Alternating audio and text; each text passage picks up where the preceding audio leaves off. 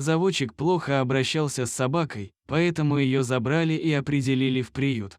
Кассиопея была очень напугана. В приюте она сразу забилась в угол вольера, повернулась к стене и смотрела в одну точку. Любое движение рядом с собакой заставляло ее трястись от страха. Волонтеры прикладывали много усилий, чтобы изменить ситуацию, но Кассиопея продолжала бояться и совсем не шла на контакт.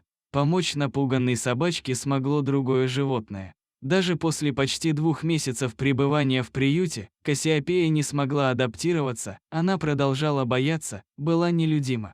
Через время собака стала разрешать людям себя гладить, но в процессе было понятно, что это скорее вынужденное действие, а прикосновения пугают ее. Мередит Коул увидела Кассиопею в приюте и решила забрать домой. Проблемы с поведением собаки ее не пугали, она была убеждена, что жизнь дома, забота и питание все исправят. К сожалению, адаптация в новом доме проходила так же сложно, как и в приюте. Дома у Мередит жил пес по имени Карлита. Женщина опасалась, что напуганная Кассиопея не сможет найти общий язык со взрослым псом и несколько дней не знакомила животных.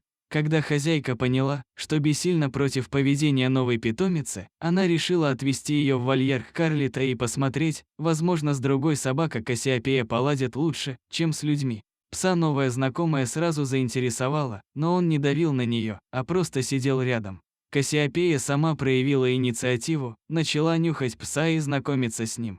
Вскоре она перестала дрожать, а через пару часов весело играла с Карлита. 2 недели общения с Карлита изменили Кассиопею. Собака перестала бояться людей, стала спокойной и игривой. Животные, как и люди, могут испытывать боль не только на физическом, но и на эмоциональном уровне. Порой для решения таких проблем требуется много времени.